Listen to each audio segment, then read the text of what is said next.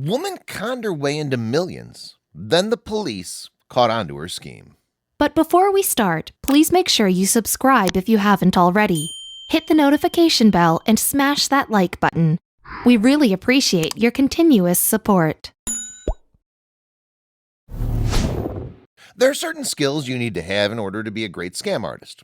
Quick thinking, the ability to recognize an opportunity, and a complete and utter lack of morals. Cassie Chadwick was a master of all three. The legendary conwoman scammed the nation like none had before, amassing an incredible fortune and living a life most could only dream of. For decades, Cassie's victims were none the wiser. Then one glaring mistake sent her entire scheme toppling down. Born Elizabeth Betty Bigley in October of 1857, the future Cassie Chadwick spent her childhood on a farm in Ontario, Canada. Considered odd because of a speech impediment, Cassie barely spoke as a child in order to hide her disability. Instead of interacting with classmates, Cassie would practice her penmanship, though she did so by copying her family members' signatures rather than her own. An unusual quirk, this seemingly innocent doodling would eventually lead Cassie to commit her first crime. Cassie was arrested for writing bad checks when she was just 13 years old, though fortunately she was soon released to her father, who warned her to stay out of trouble. She followed his advice for a while, but at the age of 22, the itch to do bad came back stronger than ever. This time around, Cassie forged letters that claimed she'd inherited $15,000. And even printed business cards that read, Miss Bigley, heiress to $15,000. With an air of legitimacy about her, Cassie began cutting more bad checks and shopping at only the most expensive stores. If merchants questioned how she could afford such luxuries, Cassie simply showed her custom-printed business cards to prove her wealth. Soon, however, Cassie grew tired of pulling her con in Canada and decided to follow her sister Alice to Cleveland, Ohio in 1875. However, she was promptly kicked out of her sister's home for attempting a scam with her belongings. In need of a fresh start, Cassie pivoted to a career in fortune-telling and met physician Wallace Springsteen, who became immediately infatuated with her. The couple wed in 1883, an event they were happy to have commemorated with a notice in the Cleveland Plain Dealer. Unfortunately, Cassie didn't realize how much of a mistake this would be until angry shop owners that she'd scammed stormed their home. Wallace paid off her debts, though the two divorced after just 12 days of marriage. Back on her own, Cassie once again turned to fortune-telling, this time posing as Madame Maria Rosa. Under this identity, Cassie had a brief stint fortune-telling in Pennsylvania before scamming enough money from the locals to travel back to Cleveland. Then she faked her own death to get out of paying her loans. This endeavor also landed a $50,000 inheritance from C.L. Hoover, a client whom she wound up marrying.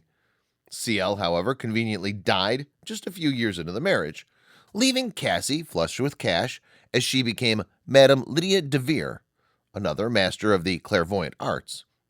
This time, however, after luring client Joseph Lamb into a check-cashing scheme, the consequences finally caught up with her. Convicted of forgery, Cassie was sentenced to almost a decade in state jail, though she wouldn't be behind bars for long.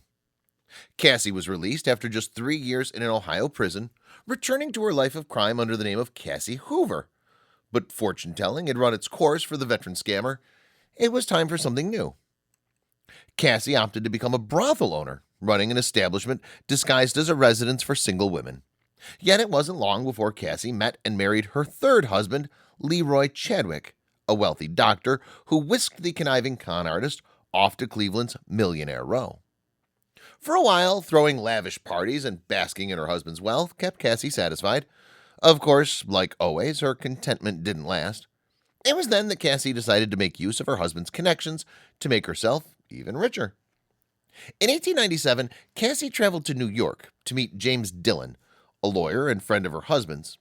Innocently, she asked him to escort her to 2 East 91st Street and 5th Avenue, to which James agreed. He was stunned at their final destination. It was the home of Andrew Carnegie.